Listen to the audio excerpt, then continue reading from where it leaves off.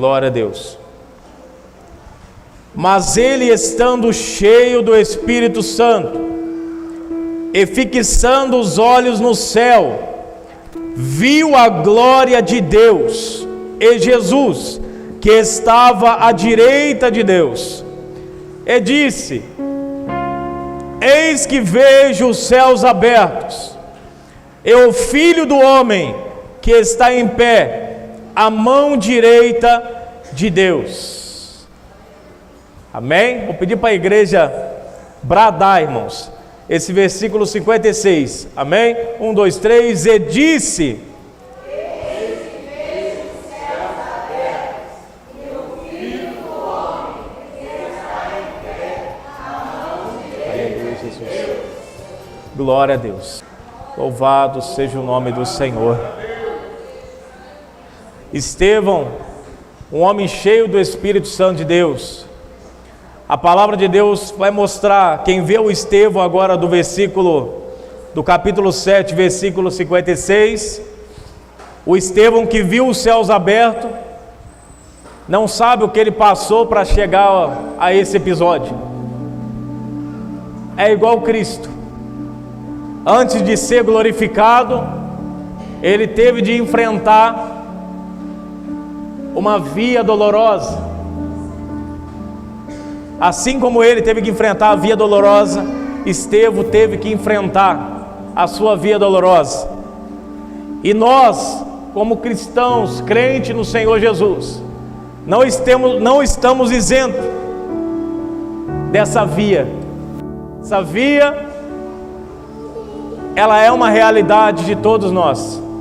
Hora ou outra nós estamos inseridos nessa via. E é uma via de lágrimas. É uma via de dor, é uma via de provação, é uma via onde brado é: Deus meu, por que me desamparaste? Porque nós temos a ideia que Deus ali, Ele está longe, porque se tudo isso está acontecendo é porque Deus se afastou. Mas não, Ele está perto. Mas é que nesses momentos, é o momento onde o Pai te ensina e Ele aplica aquilo que Ele ensinou. Ele te coloca para aplicar aquilo que você aprendeu com Ele. Porque o Espírito Santo nos ensina ou não ensina? Em toda a trajetória da nossa vida, o Espírito Santo vem nos ensinando.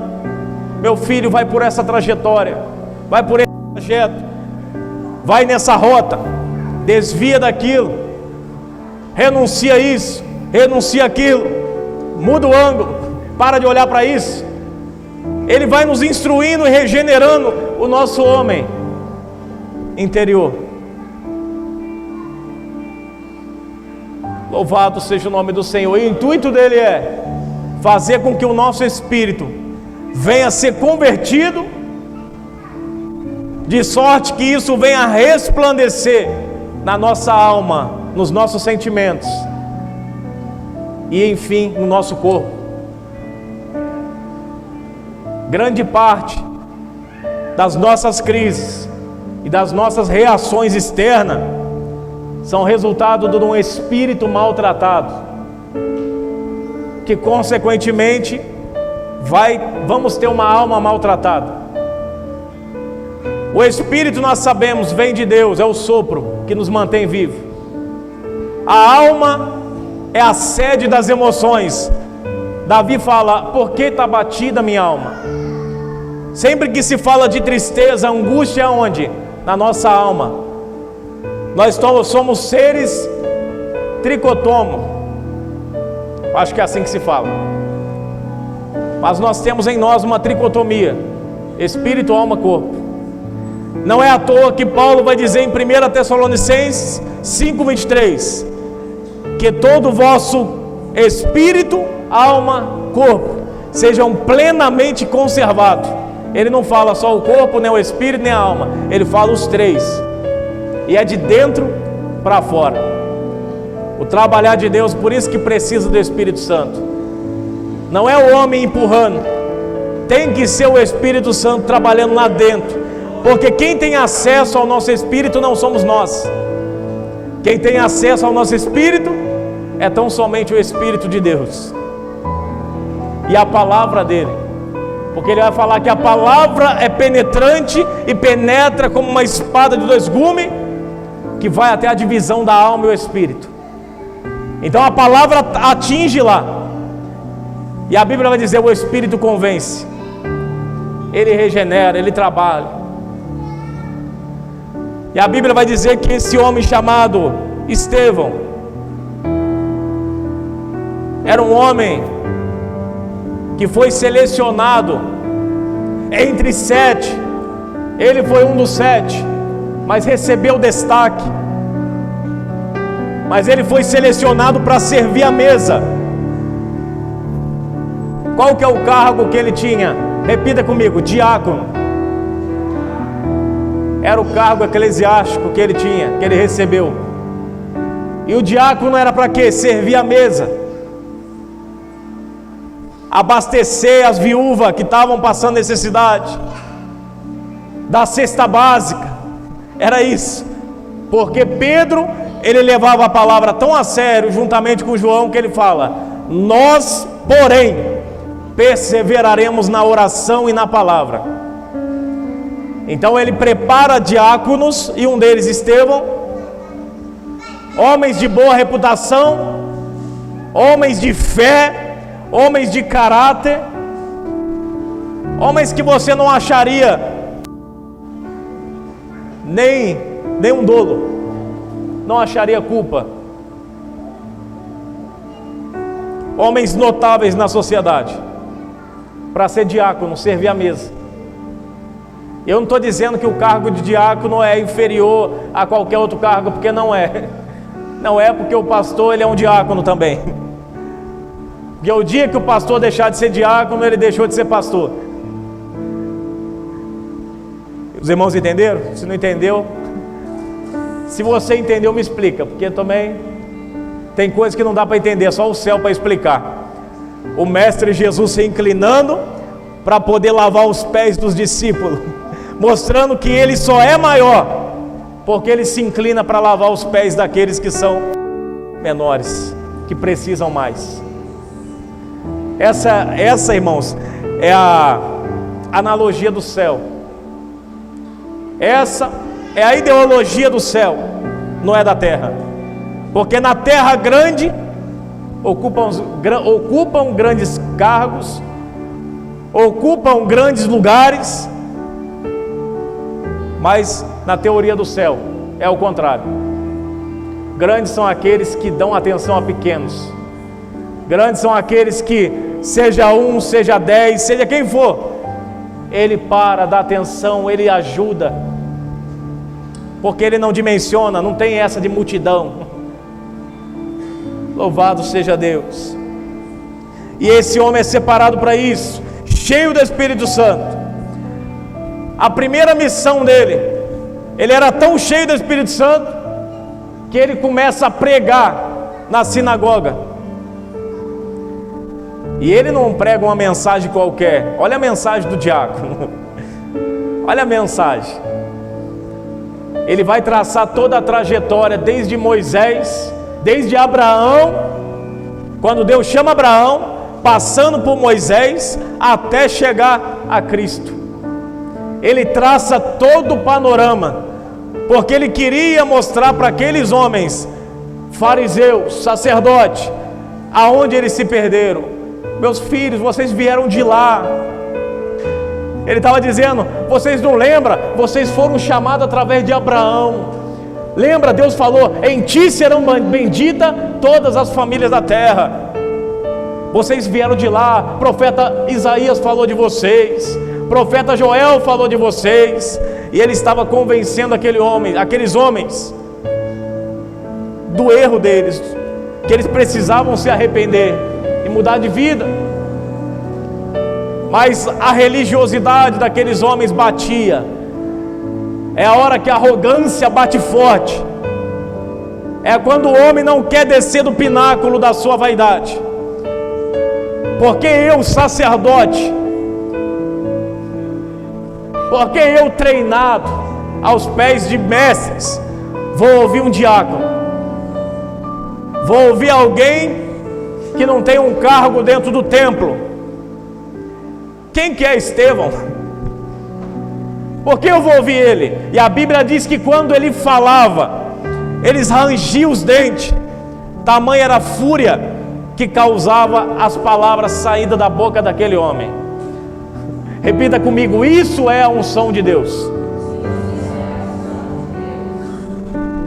Porque uma palavra, quando ela vem direcionada do Espírito Santo de Deus, ou ela vai causar muita alegria, ou ela vai causar desconforto.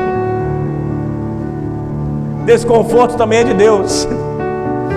Porque às vezes nós se sentimos desconfortável exatamente porque está falando comigo, exatamente porque tocou na minha ferida, exatamente porque a unha está encravada e ele cutucou logo ali.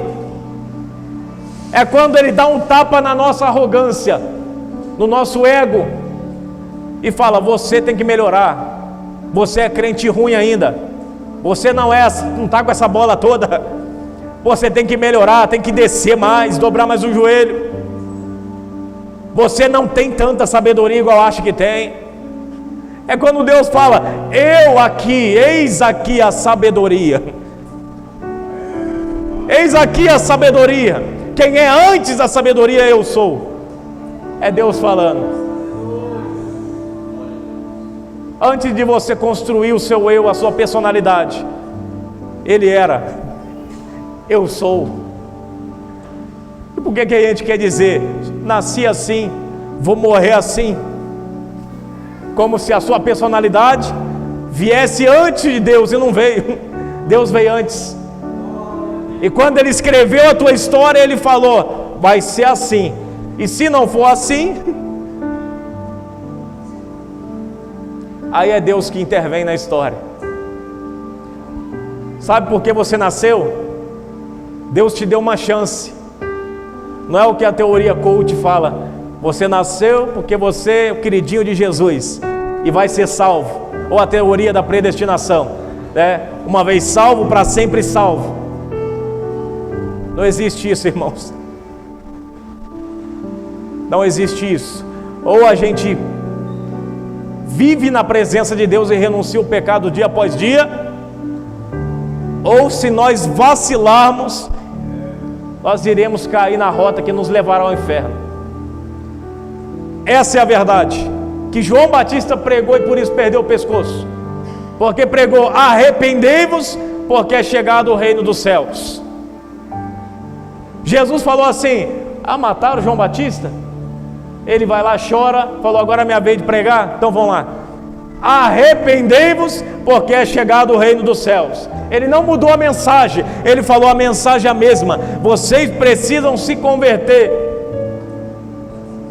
Se converter é fazer o contorno, se converter é metanoia, do grego, que nós muito falamos.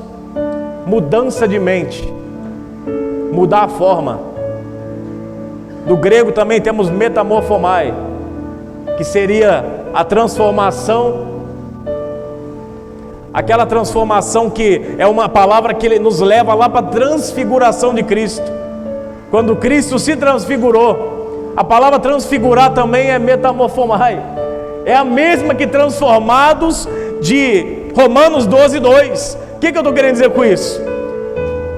Na simplicidade da Bíblia, ela está dizendo: da mesma forma que Cristo, essa glória que vocês viram aqui e ficaram maravilhados, vocês estão sendo transformados até chegar nessa glória, até que vocês alcancem esse corpo glorioso, esse corpo resplandecente, esse corpo que não tem pecado,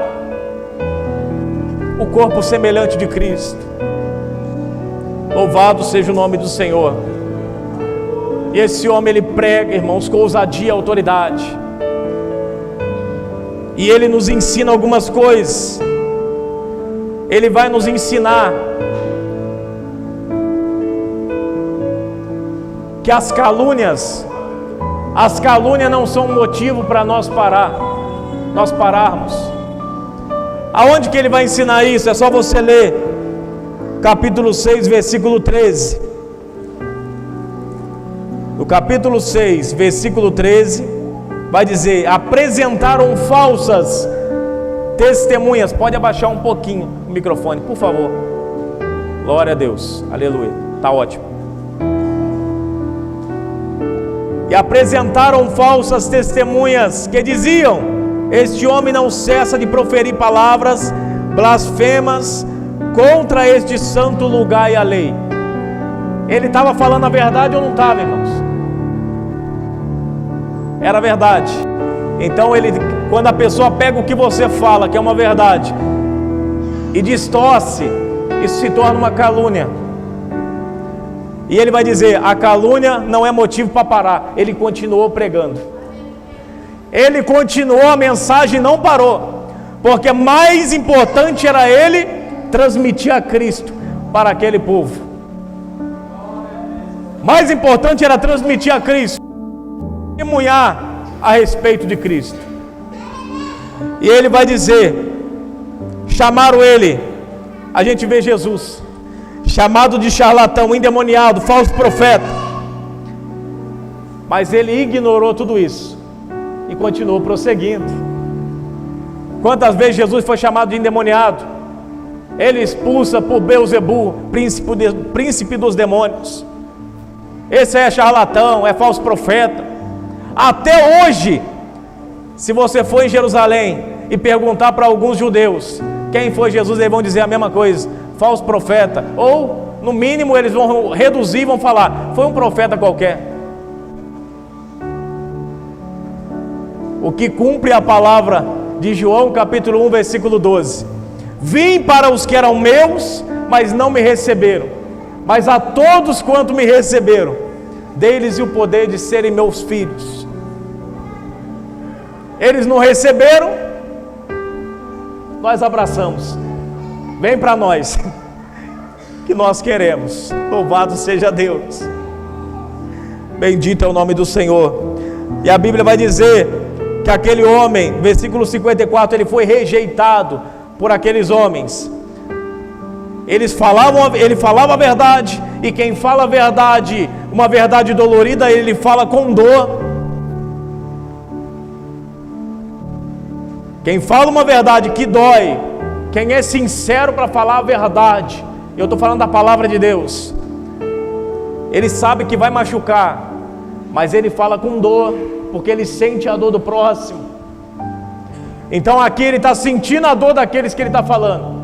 Ele não está pregando para mostrar conhecimento, irmãos, como nós vemos hoje, pregar para mostrar que fala bonito, não. Ele estava pregando tão somente para que eles se convertessem, só para eles se converter.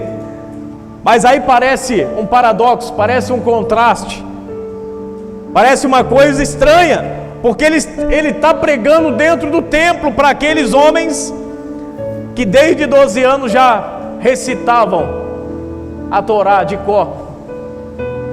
De cor. Nós sabemos que todo judeu, 12 anos,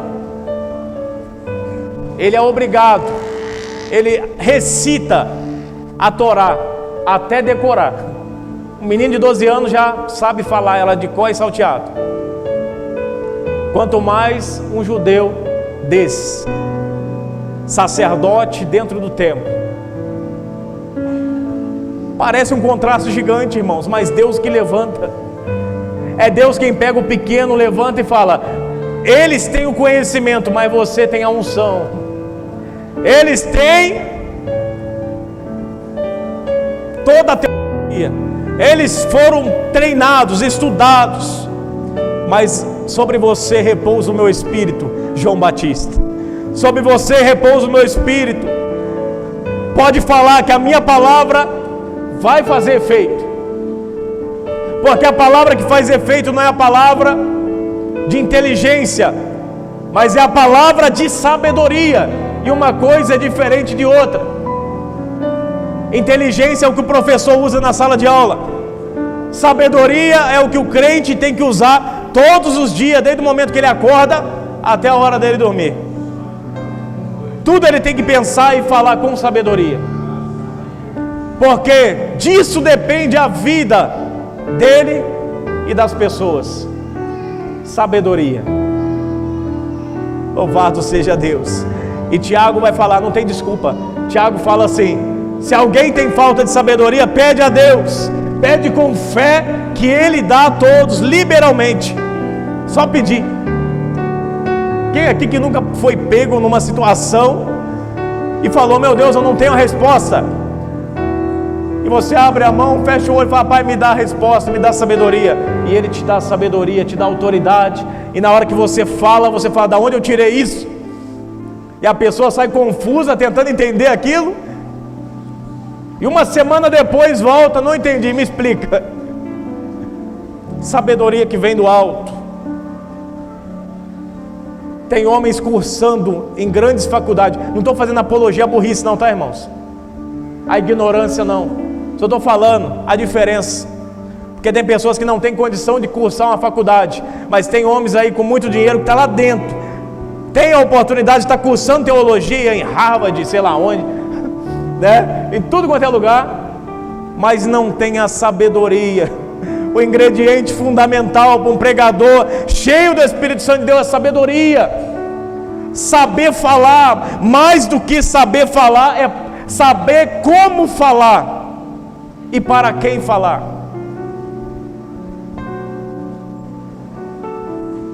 Tem pessoas que sobem, assumem a tribuna e não está nem aí para quem está escutando.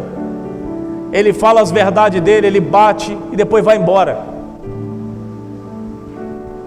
Mas o homem cheio do Espírito Santo de Deus, quando ele pisa no altar e ele olha para aí, ele consegue observar no semblante das pessoas a pureza de Cristo, a simplicidade. Ele não sai batendo, arrancando barraca, querendo descobrir pecado para poder apontar o dedo, não é isso. Ele olha e prega uma palavra verdadeira que vai levantar o ânimo daquela pessoa, porque a intenção não é matar, é levantar. Se tem alguma coisa a ver com morte, é ressurreição aqui. Prega para ressuscitar, não para matar. Louvado seja o nome do Senhor. Já estou concluindo. E ele foi rejeitado pela verdade. Versículo 54 do capítulo 7. Vai dizer: e ouvindo eles isto, enfureciam-se em seu coração e rangiam os dentes. Rangiam os dentes. O negócio parece que essa palavra lembra alguma coisa na Bíblia, né, irmãos? Jesus falando, né, de algum lugar onde tem muito isso, ranger de dente, né? E aonde que é? Inferno. O inferno tem ranger de dente. E esses homens estão, por mais incrível que pareça, homens do templo, tem a palavra dentro, tem a escrita, mas estão se comportando como cidadãos do inferno. Arabaia céu. Há pessoas com todo conhecimento, mas se comportando como cidadãos do inferno. Porque cidadão do céu não range os dentes. Cidadão do céu, ele caminha feliz pela cidade santa que o Senhor proporcionou a gente estar. Cidadão do céu, ele se alegra diante de toda situação, não tem palavrão na sua boca. Cidadão do céu é alegre, é feliz. E se sofrer tribulação, ainda assim, o Espírito Santo de Deus, ele suplantar os percalços da vida, ele faz. Existem pessoas hoje, você sabe qual que é o significado de diabo? Você vai entender onde eu quero chegar. Sabe o que significa a palavra diabo? Acusador. Acusador. E o que tem de gente hoje falando: Comigo não foi dessa forma. E aquele fulano de tal lá? E o que vai ser daquele fulano lá? 5 dias sem vir na igreja, e aí? O que tem de gente apontando o dedo e fazendo papel de Satanás? O que tem de gente se colocando na condição de cidadão do inferno? Não é eu que estou dizendo, irmão, a Bíblia deixa bem claro isso. Rangiam os dentes, acusavam, enfureciam, caluniavam. Isso é coisa de cidadão do inferno, e nós somos o povo do céu, não somos o povo do inferno, irmãos. É por isso que nós estamos aqui. Louvado seja Deus, para agradecer, para louvar. É por isso que nós renunciamos tudo. É por isso que nós não pecamos, porque nós sabemos, nós somos gratos por tudo isso, tudo que Cristo fez por nós. Quando Ele, naquela via dolorosa, com aquela cruz pesada, com aquelas farpas cravadas na sua pele, nas suas costas, Ele continuou olhando para frente e caminhando.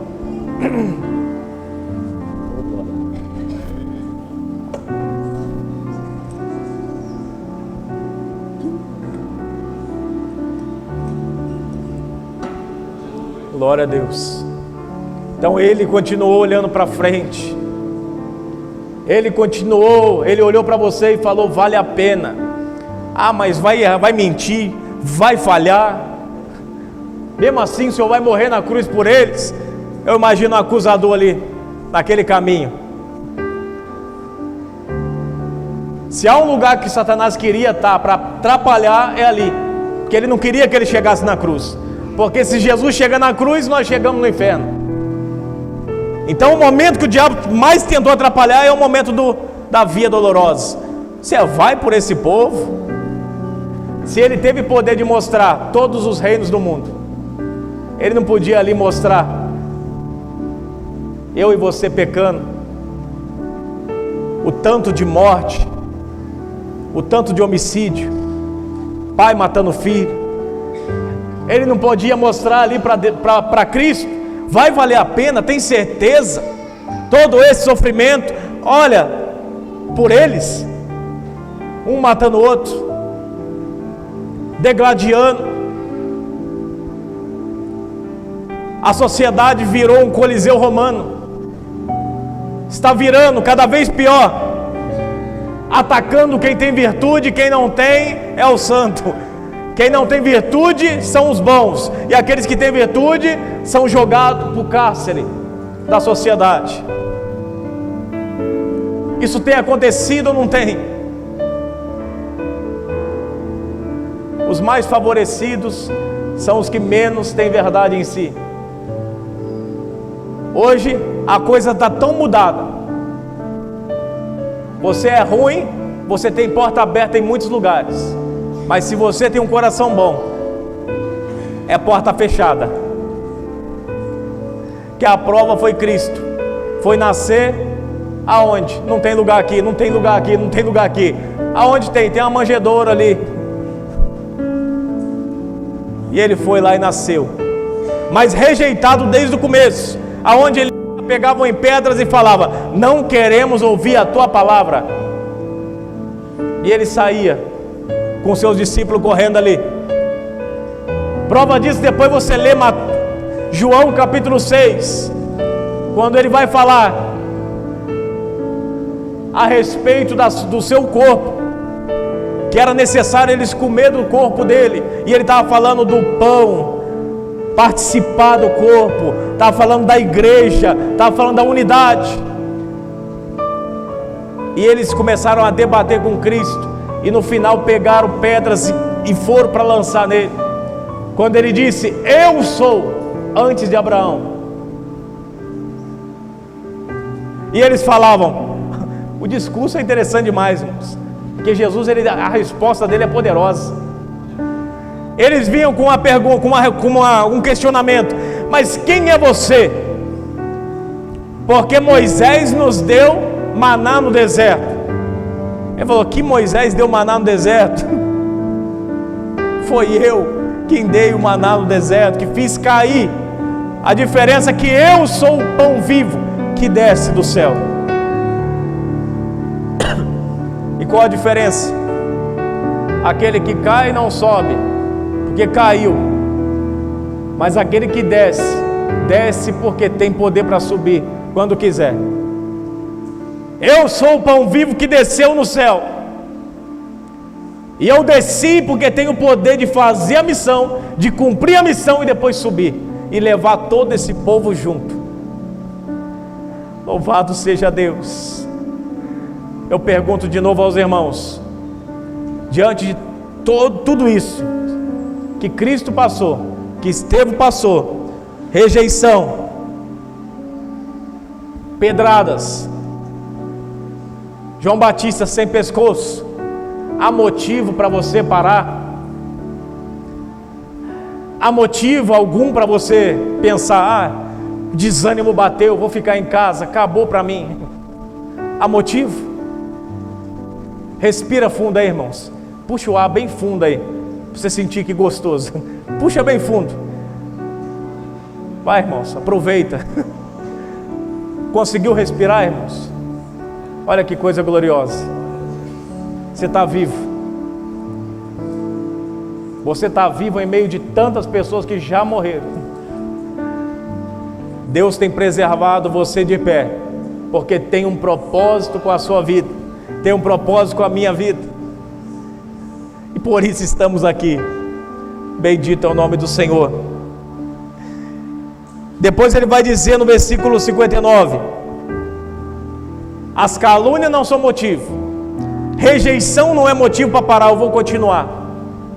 Depois ele fala: as pedras não são motivo para eu parar, porque no versículo 59 pegaram em pedra e começaram a atacar. É o momento onde ele é atingido, e é o momento onde ele olha para o céu e vê a glória de Deus. Ele vê os céus abertos e vê o Cristo à direita de Deus. A minha pergunta é: Estevão viu o Cristo antes? Não. Estevão não viu Cristo antes, irmãos. Era um jovem diácono, mas agora reconheceu Cristo nas nuvens. Quando o céu se abriu, ele viu ele do lado do Pai e falou: eu vi o Senhor assentado à direita, à destra de Deus, e de braços abertos. Por quê, irmãos? Ele estava dizendo: Estevão, se o mundo te rejeita, eu te recebo. O mundo te rejeita, Estevão, vem para mim, que o céu está de braços abertos, ele te aprova. Quando o mundo te rejeita, o céu te aprova. Mas se o mundo te aprova, tenha dúvidas se o céu te aceita. Tenha dúvida se o mundo te aprova, porque o mundo não vai nos aprovar de forma alguma. Amém, irmãos? Louvado seja Deus. E para finalizar, a Bíblia vai dizer que ele vê tudo aquilo, e antes de dar o seu último suspiro, ele continua ainda a pregar. Assim como Cristo na cruz, ele diz: Pai, perdoa-lhes porque não sabem o que fazem. Até o último suspiro ele fala isso: não lhes impute esse pecado. E agora Estevão, prestes a morrer, ele fala o quê? Ele brada: não lhes impute esse pecado. Ou seja, não coloca sobre eles a culpa da minha morte. Tem misericórdia deles. Tem dúvida que esse homem alcançou o coração semelhante ao coração de Cristo? E é o que nós precisamos adquirirmos: um coração igual ao de Cristo, um coração que nos torne mais amáveis, coração que nos torne mais piedosos, mais amorosos com as pessoas, coração que nos torne mais fervorosos no Espírito, mais misericordiosos. Louvado seja o nome do Senhor, porque nós aprendemos com o nosso Mestre: aprendei de mim, que sou manso e humilde de coração. E ele ainda vai além, ele fala assim: que aquele que julgar, aquele que decidir a justiça sobre o seu irmão, da mesma forma que ele medir, será medido. Ele fala: se você deseja espada, quando você errar, você é humano, você vai errar uma hora. Quando você errar, não peça misericórdia, porque você vai receber a espada também. Então seja misericordioso, pede misericórdia, independente do que fizeram para você. Nunca diga que essa pessoa morreu. Tem gente que se alegra quando o ímpio morre, e nem Deus se alegra quando o ímpio morre. Nem Deus se alegra. Ele fala: não tenho prazer na morte do ímpio. Louvado seja Deus. Louvado seja Deus. Vamos estar participando da ceia nesse momento.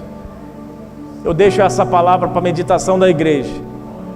Se tem sido caluniado, olha para Jesus, ele não desistiu, não desista. Se você tem sido de alguma forma rejeitado, não pare, Jesus também foi e continuou. Se você tem recebido pedradas, tem doído, não pare, Jesus também recebeu pedradas. Paulo, Estevão, e ele não parou e continuou.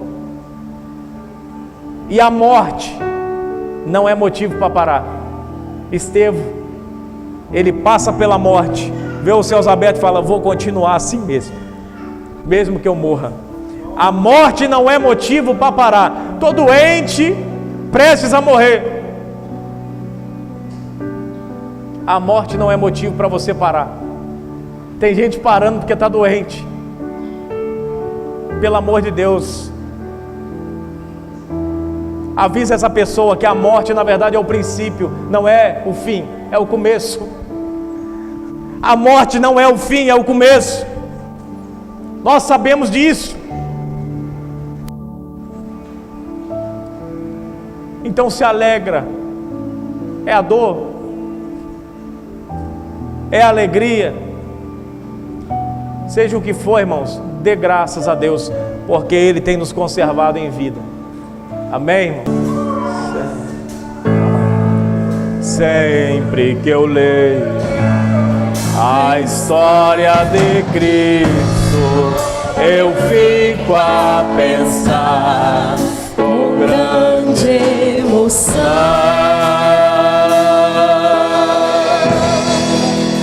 do privilégio que muitos tiveram de ver o seu rosto, sentir sua mão.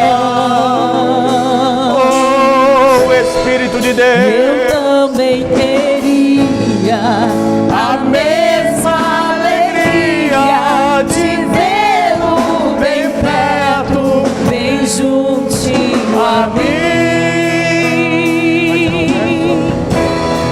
de olhar em seus olhos, aleluia, serenos e meigos. Oh, como eu seria tão feliz assim.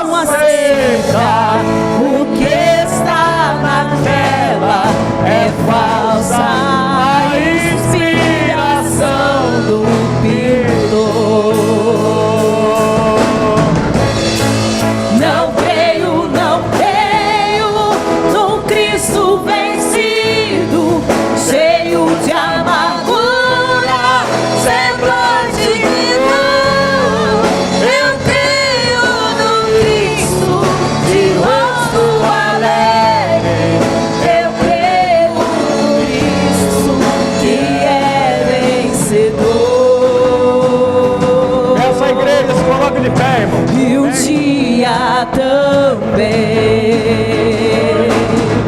Oh, verei face a face, e assim eu temo pela minha fé. Oh, aleluia, verei o seu rosto, verei a Jesus como Ele é.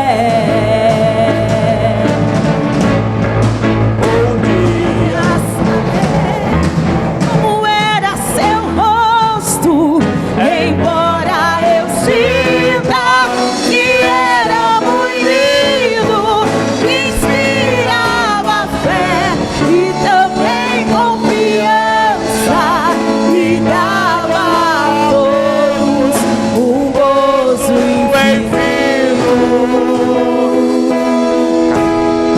E um dia também o verei face a face, e assim eu tenho pela minha fé.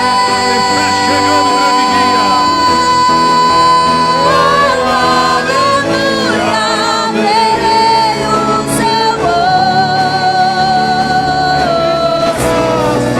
verei a Jesus como Ele é. Oh, aleluia, verei o seu rosto, verei a Jesus Vamos, igreja. como Ele